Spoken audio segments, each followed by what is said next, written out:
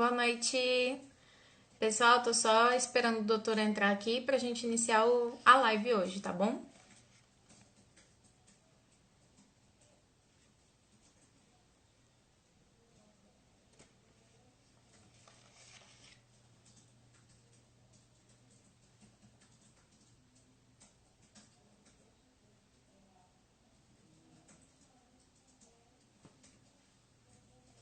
Boa noite, gente.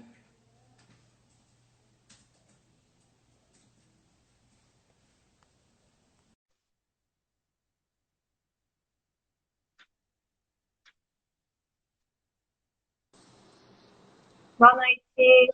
Deu Boa certo? noite. Deu. Tá tudo tranquilo. Tá bom, então vamos começar. Eu sou diretora de comunicação do Centro Acadêmico e hoje eu vou mediar a live de carreira médica em cirurgia geral. Mas a gente também vai dar umas dicas de como foi para entrar na residência, como é a especialização. E o convidado de hoje é o Dr. João Bergamasco. Ele é cirurgião do aparelho digestório, mas ele trabalha com outras áreas aqui também em Manaus. Ele atende como cirurgião do trauma, ele dá plantão e ele vai falar um pouquinho mais da carreira para a gente. Aí vou deixar agora a palavra com o senhor para o senhor se apresentar e a gente começar. Tá bom. Primeiramente, quero agradecer o convite. É uma honra poder estar conversando com vocês da minha amada Universidade Federal do Amazonas, que eu tenho muito carinho. Eu sei que aqui devem participar estudantes internos de outras escolas também. A intenção é trazer informações sobre a área de cirurgia geral, né, nesse momento. Eu vi que vocês já fizeram lives com outros profissionais de Uhum. outras áreas. Então, vou puxar a sardinha aqui para a cirurgia geral, ver se eu consigo fazer com que alguém queira essa especialidade. Né? Hoje eu vejo que a cirurgia geral ela já foi muito quista antigamente, mas que de uns 5, 10 anos para cá, a procura ela vem reduzindo. Né? E eu acredito que, pelo fato de ser uma carga horária extremamente puxada, quando rodam no internato, percebem que é diferente dos outros módulos, é muito corrido, é muito puxado. Quando vocês vão para o pronto-socorro, porque a Uhum. maioria só vê a cirurgia geral como uma vida de plantão. E aí acaba vendo o quão estressante que é, como cansativo que é, e aí a maioria acaba deixando de lado a escolha por essa especialidade. Então a minha intenção aqui é trazer informações e falar um pouco da minha vida nessa área e fazer com que novos estudantes tenham o anseio de se tornarem grandes futuros cirurgiões. Tá bem. Você quer contar um pouquinho de como foi a trajetória na faculdade, entrar para a residência? Ou quer ir direto para as perguntas e conforme a gente for falando, você vai contando um pouquinho da história? Eu vou dar uma breve introdução para ficar um pouco mais claro sobre essa escolha, até porque foi muito inusitada a escolha pela área de cirurgia geral. Né? Então, quando a gente está na graduação, a gente se espelha muito em alguns professores e acaba que a gente cria uma imagem da especialidade baseado no que a gente vê do professor. Mas a gente tem apenas ali uma noção do ponto de vista teórico, né? E como ele aborda os pacientes. Então a gente cria uma admiração e aí a gente fica Uhum. tendencioso de escolher aquela especialidade. A gente não sabe como é a vida daquele profissional fora dali, daquela aula. A gente não sabe o quanto ele trabalha, a gente não sabe o quanto ele ganha, a gente não sabe como é a qualidade de vida dele, a gente não sabe como é o relacionamento familiar, o relacionamento com os amigos.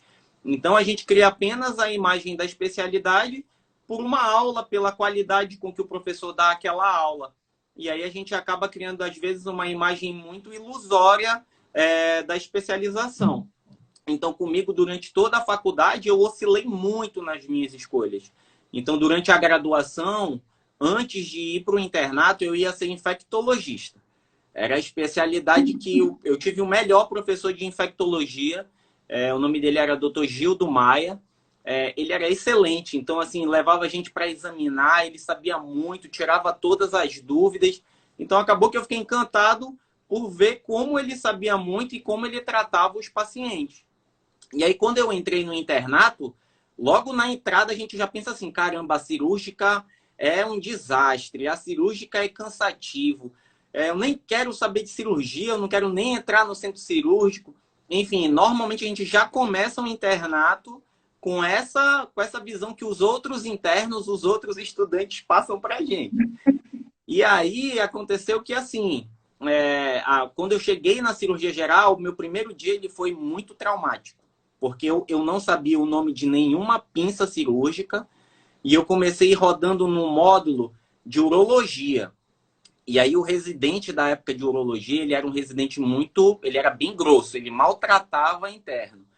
Então, assim, eu já estava com medo de cirurgia e comecei no pior submódulo, que era a urologia. E aí eu lembro perfeitamente que na cirurgia ele falava assim, me passa tal pinça, e eu não sabia o nome da pinça. Me passa tal pinça, eu não sabia o nome da pinça. E aí o preceptor era uma pessoa fantástica, que ele é o nosso professor também na faculdade, que é o Dr. Flávio da urologia. Uhum. E aí o Dr. Flávio falou assim, hoje é o primeiro dia dele, ele não tem obrigação de saber o nome de todas essas pinças e a gente está aqui para ensinar. Então ali eu tomei um choque de realidade, porque eu via uma pessoa em formação sendo grosseira e eu via um profissional bem estabelecido me tratando com a maior cortesia do mundo e sabendo que eu estava ali para aprender. Então naquele momento eu consegui ver que poderia ser algo diferente, porque eu já tinha um professor, uma pessoa com uma carreira fantástica, me tratando com bondade, com generosidade e me ensinando. E aí foi quando eu penei, foi bem duro, porque o residente ficou em cima de mim por muitos dias. E aí, quando eu rodei na cirurgia abdominal, é o módulo mais pesado. Eu chegava no hospital por volta de 5 da manhã e eu já cheguei a sair, na época, 1, 2 horas da manhã. Era muito cansativo. Mas eu saía de lá e falava assim, caramba, hoje eu aprendi muito. Eu chegava em casa e pensava, o que eu aprendi hoje? Cara, eu aprendi sobre várias doenças. Eu vi o paciente que operou ontem indo embora melhor hoje. Eu estou vendo aqui residentes que trabalham tanto quanto eu, eles ficam tão cansativos como eu, como interno. Eles são os primeiros a chegar e os últimos a sair. E eu falei, caramba, quanta dedicação, né? Eles são muito dedicados. Aí eu comecei a criar essa empatia pela cirurgia geral. E aí eu falei assim, cara, eu tô achando que eu vou fazer cirurgia. E aí eu tive um ponto muito estressante nesse momento da cirurgia. Porque como eu chegava às 5 e pouco da manhã, saía 1 da manhã, não tinha final de semana, eu tinha um namoro muito longo na época e o namoro acabou no internato de cirurgia geral. E aí eu falei assim, caramba, é o que eu tô apaixonado para fazer, que é cirurgia geral, mas ao mesmo tempo eu vi que destruiu o meu relacionamento, porque eu não tinha tempo mais para o relacionamento. E aí eu fiquei naquela época assim numa dúvida, numa angústia muito grande. E aí eu falei, cara, mas eu tô apaixonado por cirurgia geral, é a vida que eu vou querer. E se o relacionamento não aguentou o internato, imagine a minha vida de cirurgião, que vai ser parecida com isso aqui. Então eu agradeci depois por ter acabado o relacionamento, porque seria a vida que eu ia escolher e eu tinha que conhecer uma nova pessoa que soubesse dessa minha rotina e que me apoiasse nisso, né? E hoje eu tenho minha esposa maravilhosa que me apoia e que me ajuda e hoje eu dei um salto grande de vida que eu percebi que eu não preciso viver como era o internato, né? Eu posso ter vida Uhum. sendo um cirurgião. E aí foi mais ou menos isso. Foi traumático, mas foi muito prazeroso. E passados os anos, eu percebi que não precisava ser daquela forma. Que bom, muito legal essa história.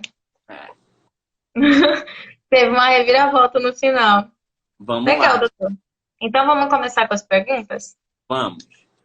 Eu elaborei aqui um roteiro com as perguntas que o pessoal mandou ao longo da semana para a caixa de perguntas que a gente deixou aqui no Instagram. A Tá bom. primeira pergunta é: decidi que quero fazer cirurgia geral. E agora? Como funciona o preparo do currículo? Então, hoje eu vejo que mudou bastante em relação à minha época. Durante a formação, a gente tem muito a preocupação de ser monitor, de fazer monitoria, de fazer vários cursos paralelos que agreguem ao currículo. Então, tem muito essa preocupação de ter um currículo impecável. E eu não tinha essa visão. Eu pensava, na verdade, o seguinte: durante a minha faculdade, eu tenho que aprender sobre as matérias. E eu tenho que agregar coisas que realmente vão agregar a minha vivência como médico. E não simplesmente ir ali ter um certificado para encher o meu currículo. Então, o meu currículo não era dos melhores. Não era um currículo rico de cursos, mil horas. Não tinha isso. O que eu fiz? Eu foquei no que garantia uma boa formação. Então, eu fui monitor de semiologia por 2 anos, eu fui monitor de anatomia, e aí eu fiz um PAIC na área de infectologia, porque na época eu era apaixonado por infectologia. Então, em relação à faculdade, eu fiz o que eu achava que me agregava muito. Eu não vivia em pronto-socorro, acompanhando plantão. Eu não me preocupava em fazer esses, tipo, Univasc, Angiomédico. O pessoal já procura algumas coisas que têm um retorno financeiro. Eu não tinha essa preocupação. Eu me dediquei na faculdade a ter uma boa formação, então eu não enchia mais do que já tinha durante a formação com coisas que fariam eu dormir fora de casa para ganhar ali muito pouco.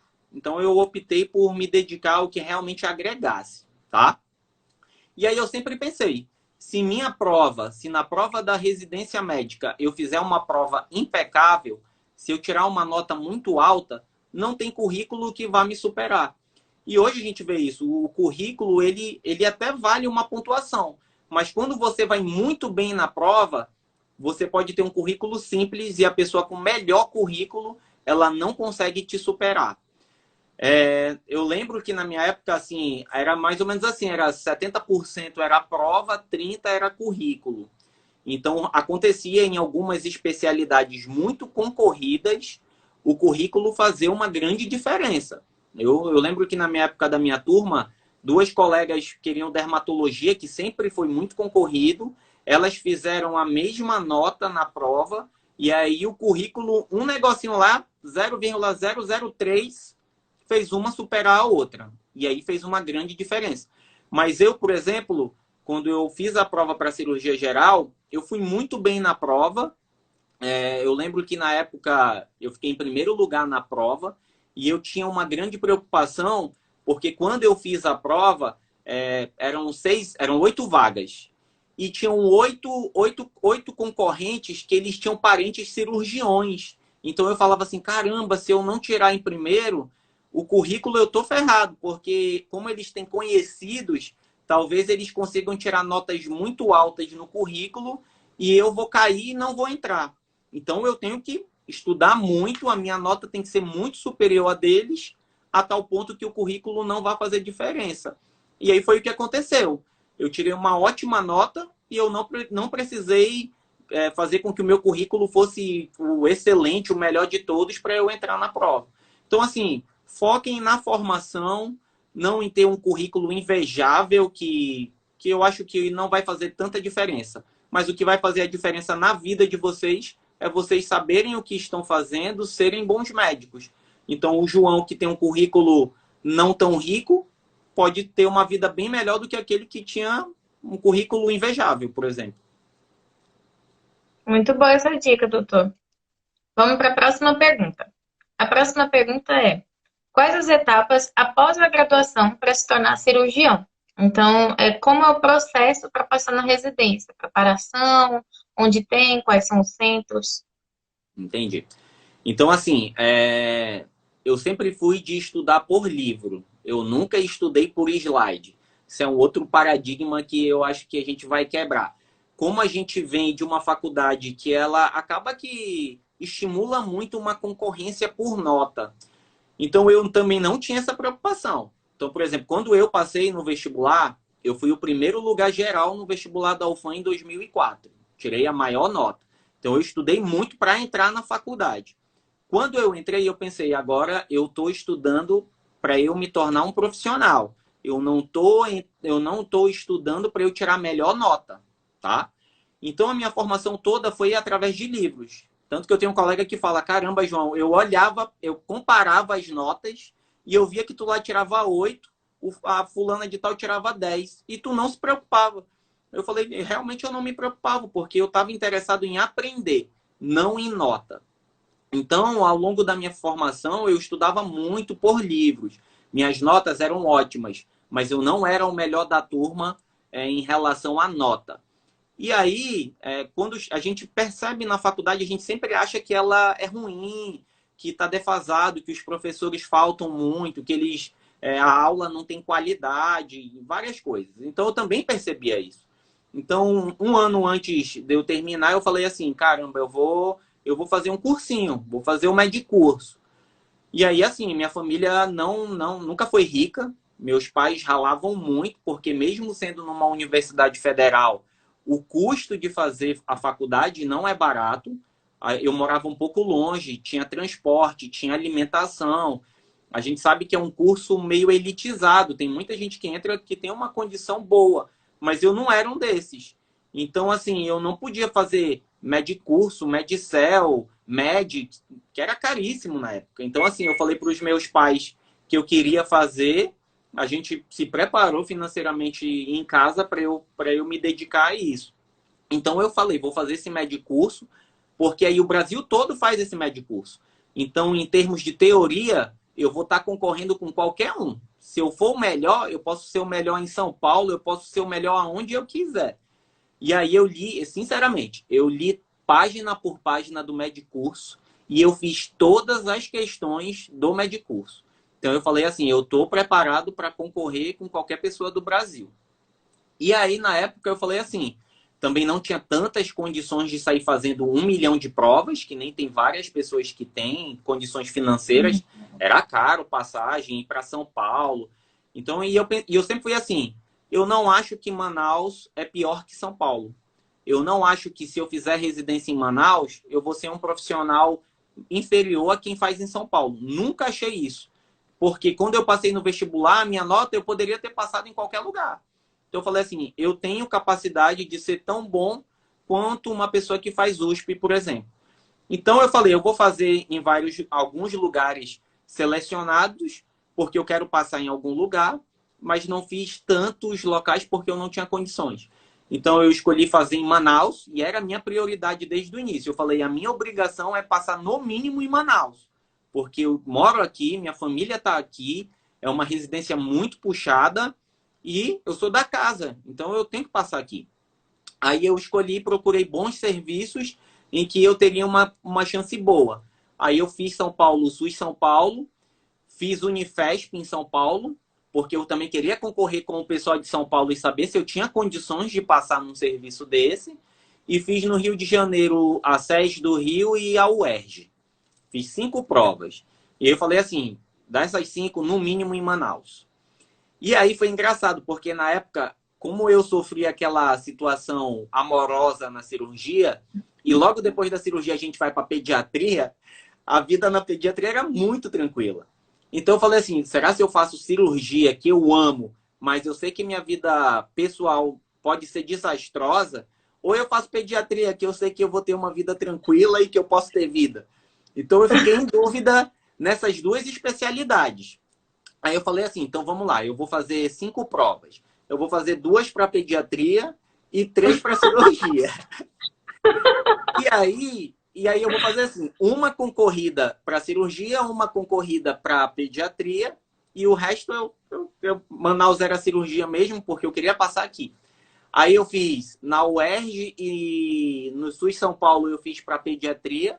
Aqui na UERJ e no SUS São Paulo eu fiz para geral. E aí acabou que eu passei em todas. E aí eu fiquei maluco. Aí eu falei, caramba, e agora? Não sei o quê. Aí eu falei assim, aqui saiu o resultado primeiro, é que eu vou ficar. E eu falei, vai ser um período muito cansativo, então eu acho que ficar em casa era a prioridade. E aí calhou que eu queria Manaus, o primeiro resultado que saiu foi Manaus, então cirurgia. Eu falei, é aqui mesmo. Aí eu nem fui para o SUS São Paulo, porque tem um dia lá que sai para escolher os lugares e tal. E aí eu acabei já ficando em Manaus, fiquei tranquilo, e aí fui fazer cirurgia. Então foi mais ou menos assim a rotina. Me dediquei muito ao medicurso. Eu não ia só falar assim, eu faço medicurso. Eu lia todas as apostilas. Então, eu ia para o internato, tinha 1 minuto de calmaria, abria lá a apostila e lia. Não ficava de conversinha. Hoje eu vejo que assim, tem muito interno, é cansativo, aí quando tem o tempo fica todo mundo sentado conversando. Aquele tempo lá era papirando, era fazendo questão, porque eu falei, eu tenho 1 ano para me dedicar e passar na prova. Então, 1 minuto faz a diferença, 1 minuto é uma questão. Era mais ou menos essa mentalidade. E isso fez com que eu tivesse estudado tudo de tudo e fizesse bem as provas com segurança. Que bom. Tem que ser assim mesmo, né? Eu falo É, isso porque hoje a gente conversa, aí eu vejo o interno que já faz o MED no 5º período, aí depois já faz o MED curso, faz umas 3 vezes os cursos e não passa na prova. Porque, na verdade, ele só está ali de corpo presente. Ele tem a apostila em casa e não está estudando. Então, não adianta isso. É foco. Se você se dedicar 1 ano, eu tenho certeza que você passa. Que nem você passou no vestibular. Você não se dedicou tanto no 3º ano para entrar, a mesma coisa é para residência. é verdade. Tomara. A nossa próxima pergunta é: como funciona a residência médica em cirurgia geral? Então, a residência ela vem sofrendo uma mudança importante ao longo dos últimos anos, né? É, ela era muito puxada, na minha época era muito mais puxada do que hoje. A gente vem de uma cultura, antigamente, que os cirurgiões eles eram muito grosseiros. Então já era a gente já tinha imagem assim, eu vou ser maltratado, o cirurgião é grosso, ele trata mal. É normal do cirurgião ser assim. E durante a residência a gente criava esse entrave aí também. E aí, hoje eu já vejo que o interno ele vem querendo mudanças, né? E hoje a gente vê novos cirurgiões com uma mentalidade diferente. Então, hoje a residência ela tem que cumprir uma carga horária que é preconizada pelo MEC, então em torno de 60 horas mais ou menos. Mas eu já de antemão falo, a cirurgia geral ela sempre vai ultrapassar essas 60 horas. Por quê? Porque não tem como você estar no meio da cirurgia, olhar o relógio e falar, deu 8 horas hoje, tenho que ir para casa. Não tem como. Você tem que ter o compromisso ali com o paciente de estar apoiando e ajudando na cirurgia até acabar a cirurgia. Então eu lembro, por exemplo, cirurgia de Whipple, que é uma cirurgia de câncer de pâncreas, demora 6 a 8 horas. Então eu entrava na cirurgia porque eu amava ver a anatomia do pâncreas ali. Então a cirurgia começava 1 da tarde, eu sabia que ia acabar 9 horas da noite, que eu ia ultrapassar o meu horário, mas eu estava ali vislumbrando o aprendizado e não estar por estar, que nem eu vejo hoje. Tem muito interno que não quer entrar no centro cirúrgico. Tem muito interno que, não vou entrar porque vai passar do meu horário. Eu tenho que ir para academia, eu tenho compromisso, eu tenho uma série de coisas. Então, eu acho que mudou um pouco o foco do aprendizado. Muitos reclamam falando assim, mas é porque o preceptor não ensina nada, é porque o residente me maltrata, não ensina nada. Na verdade, a gente tem que ser proativo. Se eu não chegar lá e perguntar, doutor, você pode me mostrar o que é isso? Doutor, qual é essa anatomia dessa estrutura? A gente tem que ter atitude para as coisas. A vida é assim. Se eu não tenho atitude para aprender, para perguntar, não vai ter ninguém cuspindo no meu ouvido conhecimento, não. Então, nem todo mundo é habilitado, é preparado para estar ensinando. O interno ele tem que ter atitude e proatividade para querer aprender. Hoje eu acho que fica muito assim, muito passivo, esperando muito as coisas. E aí, quando se tem a iniciativa, as coisas fluem, a gente aprende, a gente tem vontade de ensinar. Eu sou assim, eu adoro ensinar. Mas se eu vejo que o interno está ali, de corpo presente, não está pensando em nada, não pergunta nada, eu falo, tu não tem dúvida não? Tu não quer? Às vezes ele acha até, doutor é grosso. Não, eu só estou perguntando. Você não tem uma dúvida? Você não quer perguntar nada? Então, assim, tenham atitude, sejam proativos, que aí naturalmente os preceptores eles vão ensinar. Hoje eu vejo que tem, eu me incluo nisso. Eu gosto de ensinar, eu gosto de perguntar na hora da cirurgia, e eu tive preceptores que eu entrava na cirurgia já com medo, porque ele tem a cara amarrada, se eu perguntasse eu ia levar patada, Mas mesmo assim eu falava assim, doutor, o senhor pode me explicar isso aqui? E aí ele naturalmente, ó, isso aqui é a cabeça do pâncreas, é o duodeno, aqui é a via biliar, mas ele falava alguma coisa. Então, se eu não perguntasse, mesmo sabendo que ele não tinha essa habilidade de falar, de explicar, ele respondia. E isso ia criando até um vínculo com o profissional. Daqui a pouco, na segunda cirurgia, ele já percebia que eu estava querendo aprender. Ele, olha aqui, João, isso aqui é isso aqui. Aí ele começava a ensinar. Então tem que ter essa proatividade. Na vida é assim. Não esperem as coisas. Não achem que se formar médico vai chegar uma pessoa assim, ah, tu quer trabalhar aqui? Não vai acontecer isso. Se você não pegar o seu currículo e sua cara de pau e for lá no hospital, olha, acabei de formar, eu gosto de atender criança, eu gosto de atender clínico geral, eu tenho uma oportunidade aqui, só de você fazer isso, você já vai estar na frente de muita gente que está esperando as coisas. Então tenham proatividade. Para a gente crescer, a gente tem que ter atitude. E a gente sabe disso, é inconsciente a gente saber disso. Mas muita gente ainda fica ali na procrastinação, que a gente chama, né? É verdade. E do seu ponto de vista, você acha que durante o internato ou até mesmo a residência existe um preconceito com pessoas, com o público LGBT que queira seguir carreira na cirurgia geral, tem interesse por isso? Então, a gente tem algumas fases da cirurgia geral. Por exemplo, a mulher na cirurgia geral. Isso era uma coisa extremamente quase que impossível. Eu lembro que na minha época tinha um preceptor que falava assim: a entrevista dos candidatos de cirurgia geral vai ser no vestiário masculino. Ele falava assim, para não entrar mulher. Já existia esse preconceito com as mulheres. Mas, por exemplo, na minha residência, de 8 vagas, eram 4 mulheres e 4 homens. E aí a gente até brinca, porque eu falava assim, o saco das mulheres da minha turma era maior do que os dos homens. Porque elas eram muito brutas, elas eram mulheres muito decididas, sabe? E hoje elas são grandes cirurgiãs, sabe? Assim, com uma habilidade cirúrgica fantástica, muito bem estabelecidas no mercado, né? Eu vou citar aqui 3 que são maravilhosas. Priscila Santos, que é cirurgiã vascular, uma das melhores que eu conheço. Priscila Balucci, que fez cirurgia pediátrica em São Paulo e hoje mora em São Paulo. E a Rebeca de Tomaso, que é cirurgiã oncológica. Então, tenho 3 mulheres que fizeram 3 subespecialidades extremamente concorridas, difíceis, e hoje são grandes cirurgiões, grandes cirurgiãs. Então, tinha um preconceito com a mulher que hoje ela já conseguiu romper essa barreira. Né? Hoje, na residência, normalmente é meio a meio, entre a metade mulher, metade homem, e hoje eu tenho residentes lá no HUGV que elas têm habilidade melhores, às vezes, do que os homens, elas têm mais iniciativa que os homens e elas saem despontando.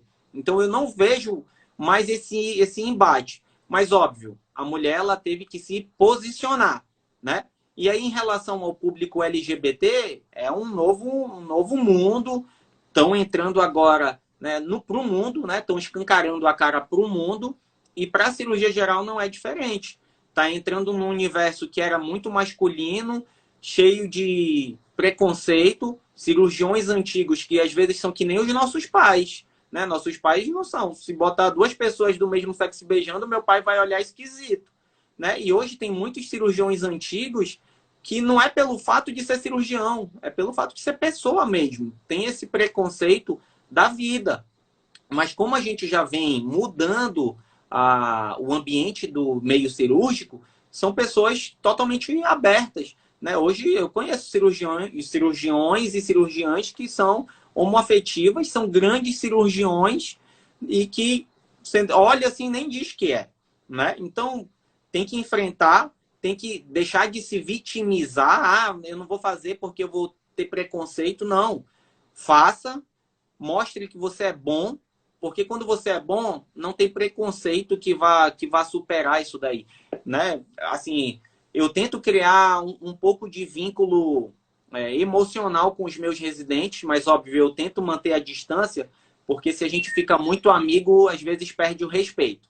Né? Residente já dá a mão, quer o pé, quer o corpo todo. e às vezes a gente tem que saber diferenciar as coisas. Então eu não conheço pessoalmente a vida deles, mas a gente percebe que tem alguns que possam ter essa homossexualidade, são muito bons como residentes. Conheço cirurgiões que trabalham comigo e que também são excelentes cirurgiões, independente da sexualidade.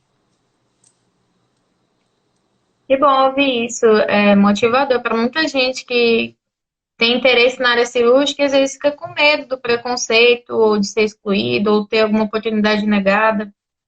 É É muito isso bom aí, saber ó. disso.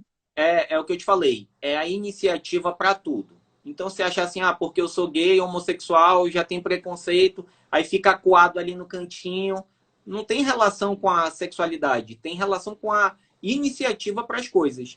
Cirurgia é uma especialidade resolutiva. Então, você tem que ser muito proativo. Então, se chega um paciente com um tiro no peito, você tem que sair correndo lá, já examinar, tem que drenar o tórax. Ficar esperando as coisas, o paciente morre. Você tem que agir rápido. E o cirurgião, na vida, ele aprende isso. Ele tem que decidir as coisas rápido. Então, ele é rápido em tudo. Ele quer tudo para ontem. Acaba que reflete muito na nossa vida essa decisão da vida cirúrgica, entendeu? Uhum. Então vamos para a próxima pergunta. Dentro de quais áreas o cirurgião geral pode trabalhar? Então, isso é uma outra pergunta muito legal. Por quê? A maioria, quando entra na residência de cirurgia geral, ele não pensa na cirurgia geral. Ele já está pensando na cirurgia plástica, na urologia, na vascular, no tórax, no aparelho digestivo. Ele só vê ali a cirurgia geral como um processo de transição. E aí, hoje, o MEC até modificou. Esse ano a gente teve um aumento na carga horária da cirurgia geral. Antes eram 2 anos e agora passou para 3. Uhum. Por quê? Começou a se perceber que estava ficando defasada a formação do cirurgião geral. Ele não saía bem formado, ele não tinha uma habilidade técnica e teórica suficiente para entrar no mercado. Mas aí eu me pergunto, é porque ele não se dedicava ou porque realmente é defasado? Então, isso aí é uma pergunta que fica. Eu sei que quando eu fiz, eram 2 anos. Eu saí com receio. Mas eu comecei a trabalhar e eu saí com coragem para começar a querer fazer cirurgia, começar a entrar nas cirurgias no plantão, e eu fui ganhando habilidade e fui perdendo o medo das coisas. É que nem quando a gente se forma médico. Formei hoje, amanhã eu penso, meu Deus do céu, eu não sei prescrever uma dipirona. Será que eu vou fazer um plantão? Se chegar um infarto no meu plantão, como é que vai ser? A gente morre de medo. E a mesma coisa quando a gente forma em cirurgia, não é diferente. Então, hoje, pensando nisso, que a formação talvez estava defasada, se ampliou para 3 anos para tentar amenizar isso. Mas eu tenho certeza que quando acabar os 3 anos, ele vai pensar a mesma coisa. Meu Deus, e agora? Sou eu que vou indicar a cirurgia? Será se eu sei fazer? Será se eu tenho coragem? Né? Então, assim, é a iniciativa de aprender. E aí, que nem como médico, se você estudou, se você se dedicou, você vai saber diagnosticar e você vai conseguir tratar ou encaminhar para uma pessoa que vai saber fazer o melhor pelo paciente, tá?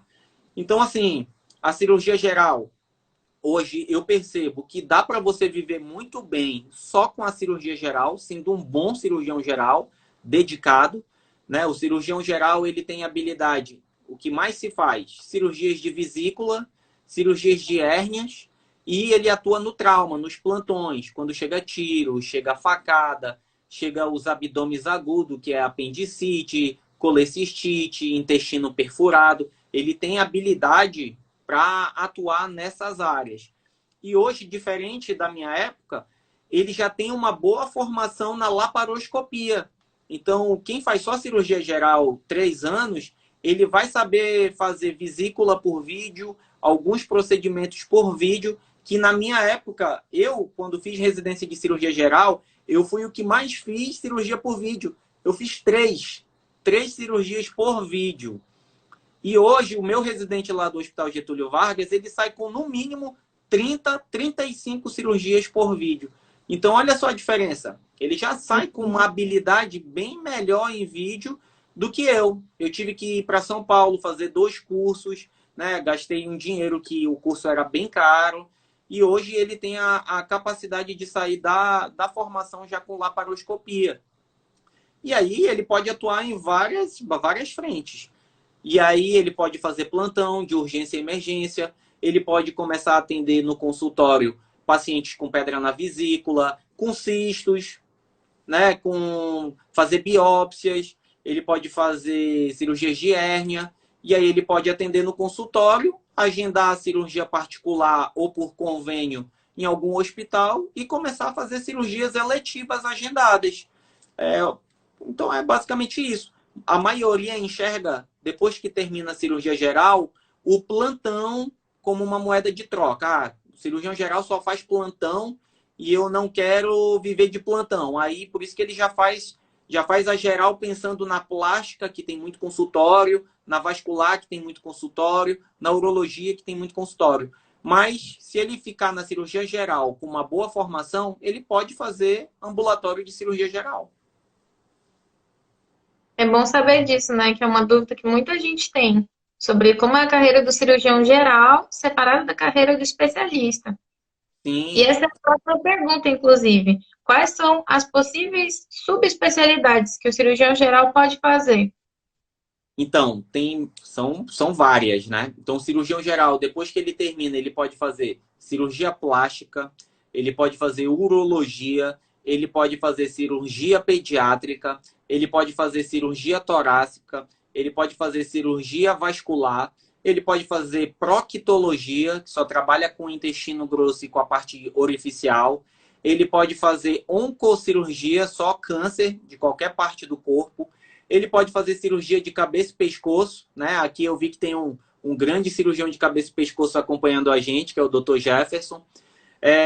Ele pode fazer UTI, né? Uma subespecialidade que tem como pré-requisito ou cirurgia geral ou clínica médica. E ele pode fazer a melhor de todas, que é a cirurgia do aparelho digestivo. Então, assim, tem uma gama enorme de possibilidades. Tem muitas especialidades que pode seguir. Mas todas têm que primeiro fazer cirurgia geral. Então, todos têm que fazer cirurgia geral. E aí, hoje, o MEC ele fez isso. Tem a cirurgia geral básica, que são 2 anos, que aí, naturalmente, ele precisa fazer uma subespecialidade depois.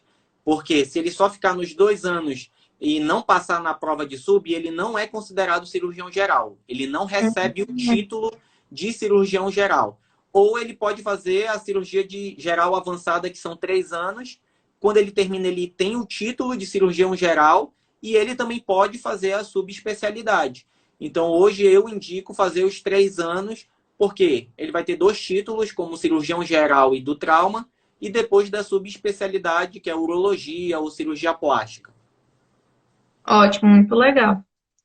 A próxima pergunta é: quais são as expectativas de trabalho para um cirurgião geral? Eu acho que já foi mais ou menos respondido, mas a pergunta era no sentido de: dá para fazer plantão, consultório, enfermaria, tudo ao mesmo tempo?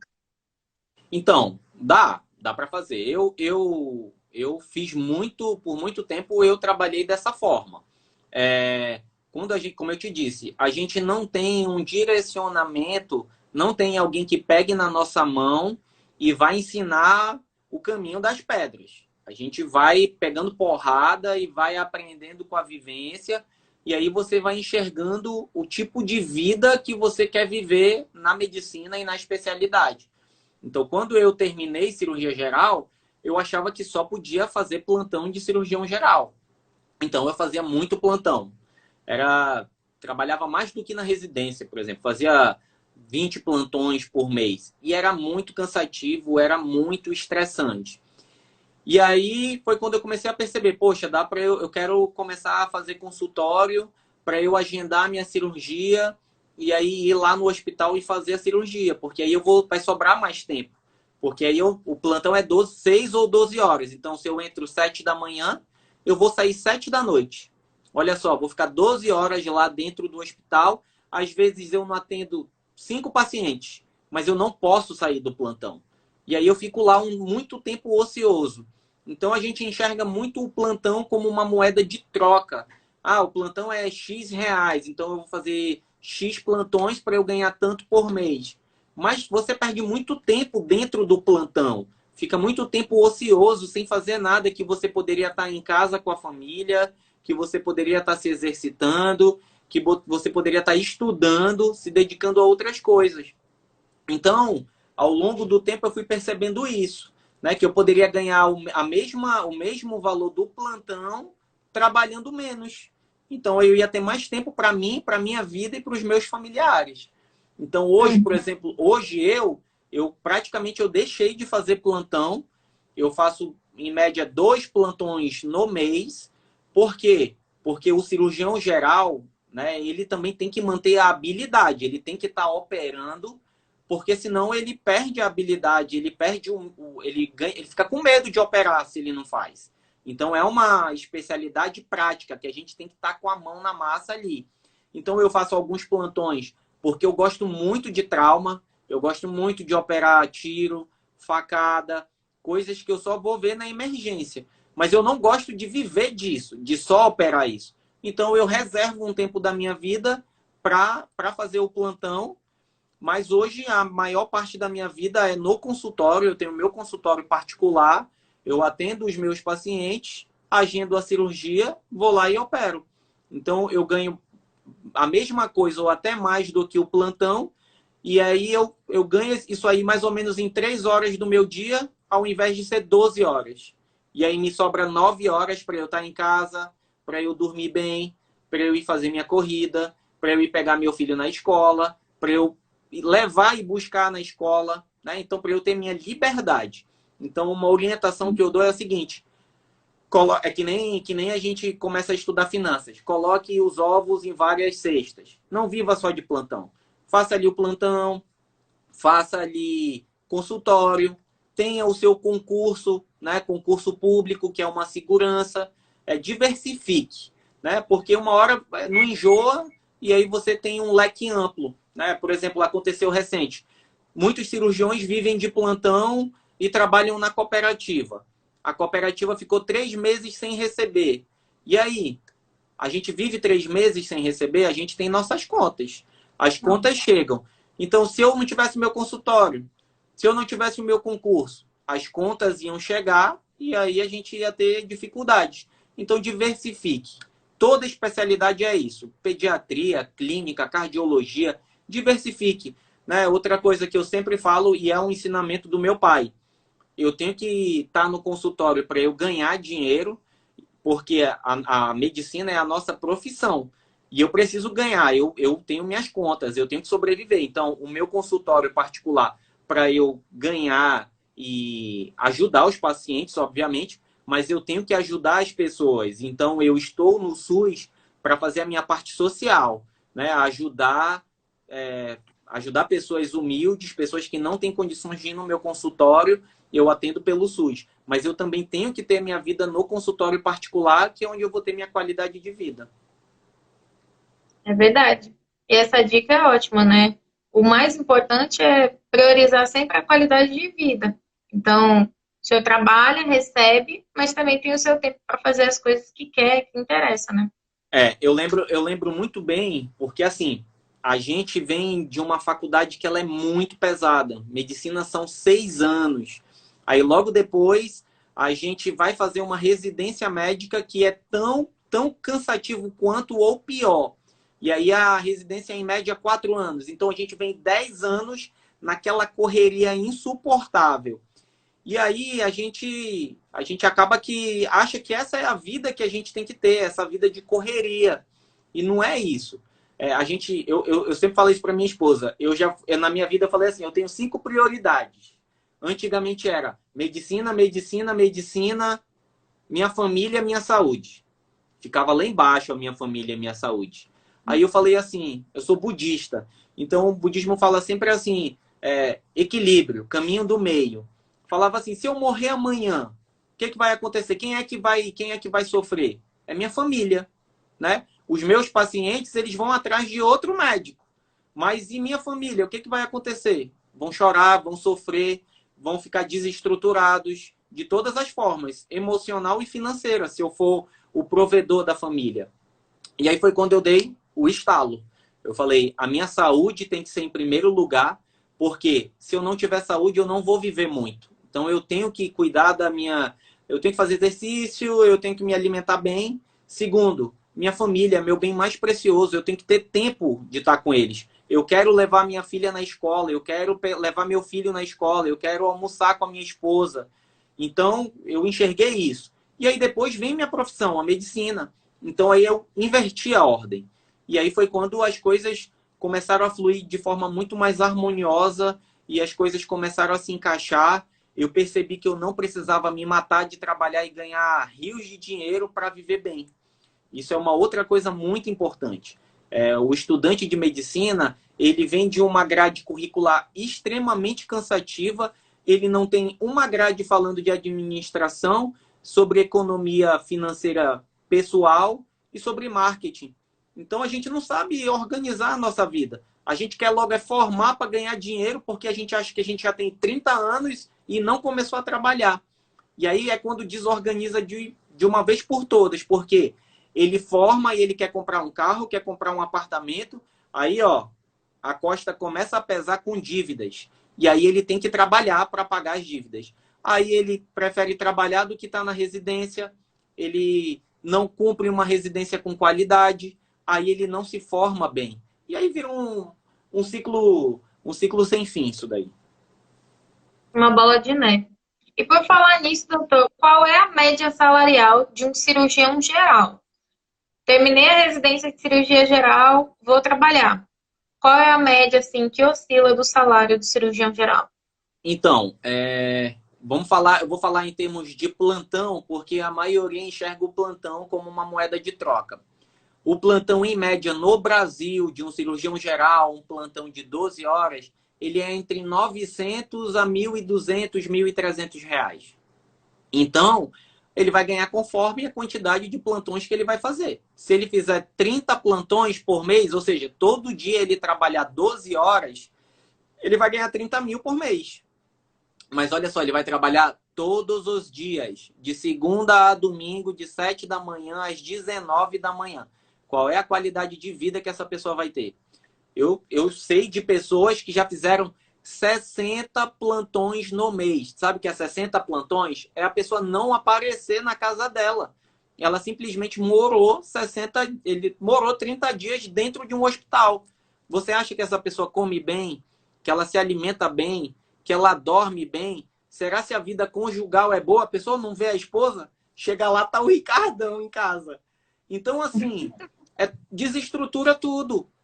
Então, se você digitar lá no Google, eu fiz essa pesquisa em 2016. Eu fui lá no Google e botei salário cirurgião geral Brasil. Ele vai falar o seguinte: 80% dos cirurgiões, 80%, eles ganham entre 12 e 15 mil reais. 10 a 15% ganham entre 15 mil e 20 mil. E 5% ganham acima de 20 mil reais. Então, essa é a média salarial, tá? Aí você avalia, né? Eu estou falando da moeda de troca plantão porque é para mostrar que o plantão não é a saída mais adequada, é um bom começo, mas que não deve viver disso, tá? E aí, por exemplo, eu cito, o meu anestesista, ele trabalha em média 15 dias no mês. Ele ganha em média 20 mil reais. O meu anestesista ele é tão organizado do ponto de vista financeiro que ele consegue trabalhar só 15 dias no mês e ele tem 15 dias sobrando para a vida dele. E aí ele viaja, ele mora super bem, ele tem um carro bom. Então, assim, ele sabe se organizar. Ele ganha 15, mas ele gasta 8. E aí ele guarda 7.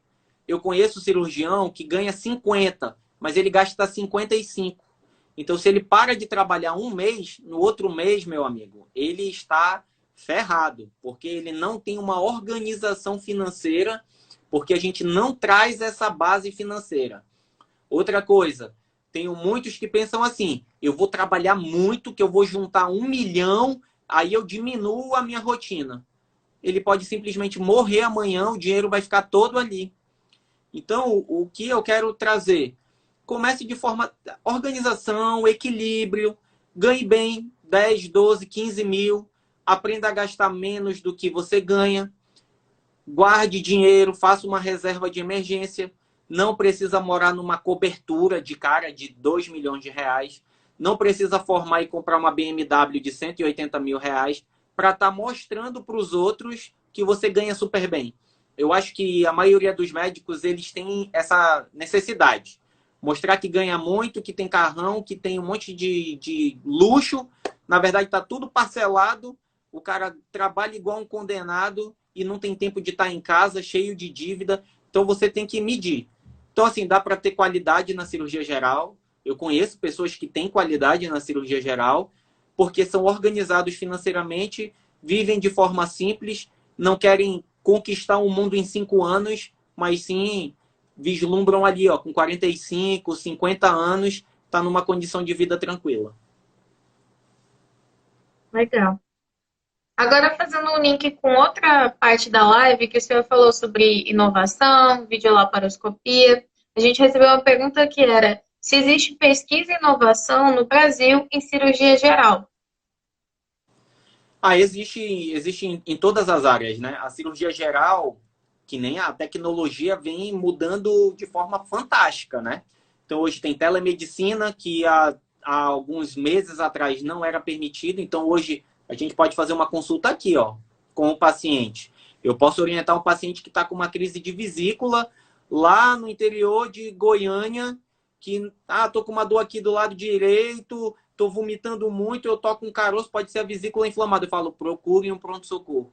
Então, a tecnologia permitiu as consultas online e na área da cirurgia veio a laparoscopia e a gente tem a robótica, né? Então, hoje, eu não preciso estar com a mão dentro do paciente. Eu posso estar a alguns metros de distância aqui, ó, sentadinho, fazendo a cirurgia, né? Muito mais ergonômico, muito melhor para o paciente, porque a visualização das estruturas anatômicas é em aumento, é muito mais tranquila. Infelizmente, é ainda uma tecnologia muito cara, a gente não vai ter acesso ainda, pelo menos eu acredito que no Amazonas, pelos próximos 10 anos, a gente ainda não vai ter um acesso tão rápido. Como é caro, só quem vai ter acesso são pessoas que têm um poder aquisitivo alto, mas a gente vem tendo muito aumento em relação a isso. Em São Paulo, em Minas, no Rio, já tem a maioria dos hospitais particulares tem robótica.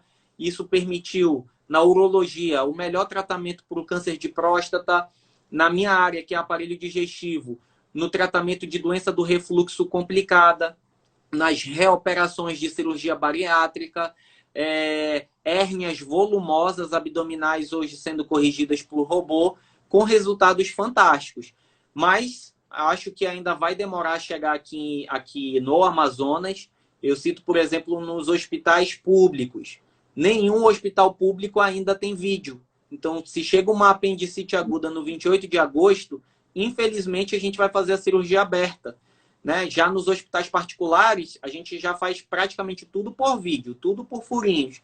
Então, assim, robô, quando chegar, não tem uma expectativa no Amazonas, mas para o sul-sudeste a gente já enxerga. Medicação, muitos medicamentos sendo lançados a todo momento para o tratamento de várias doenças que anteriormente eram cirúrgicas, podem deixar de ser cirúrgicas. Hoje a gente tem um avanço muito grande da área endoscópica. Então, como a gente quer trazer o mínimo de trauma para o paciente, hoje a gente tenta resolver com pequenos furinhos e, se possível, nem com furo. Faz tudo, ó, tudo por dentro, tudo endoscópico. Uhum. Essa era uma da... A gente recebeu várias perguntas sobre isso, inclusive de se existiam grandes ensaios clínicos sendo feitos no Brasil, estudos randomizados, como era o engajamento, se tem esse incentivo à pesquisa na cirurgia, tal qual a gente vê muitas vezes na clínica médica, por exemplo. Não, isso tem. O problema é que, como a rotina do cirurgião, o cirurgião é uma especialidade muito prática. Então, é assim, resolver. Então, ele atende e opera, atende e opera. Então, ele pode ter uma vida muito corrida. Então, muitos cirurgiões não se dedicam tanto à pesquisa. Principalmente aqui no Amazonas, eu enxergo que não tem tanto essa dedicação. Até porque eu também percebi isso na minha vida. Eu pensei assim, eu quero ser um bom cirurgião tecnicamente, com habilidade na assistência, ou eu quero ser um bom pesquisador na área cirúrgica? Eu posso ser bom nas duas coisas? É uma coisa que eu sempre me perguntei, porque tem que se dedicar muito às duas coisas. E aí eu particularmente optei, eu quero ser um bom cirurgião assistencial técnico. Então eu particularmente, eu registro todas as minhas cirurgias, eu catalogo tudo que eu faço ao decorrer do ano, mas eu não sou um cirurgião que publica. Não publico muito, eu tenho muitos casos.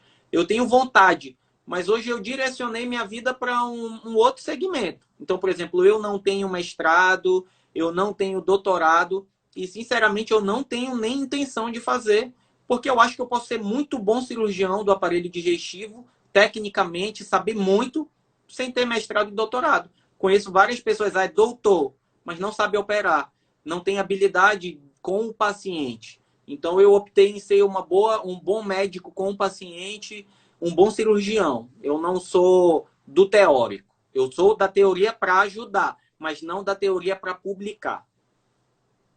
Entendi. Uma outra pergunta é: como está o mercado de trabalho em cirurgia geral no Amazonas? Bom, aí eu tenho que dar um choque de realidade em todos vocês. Por quê?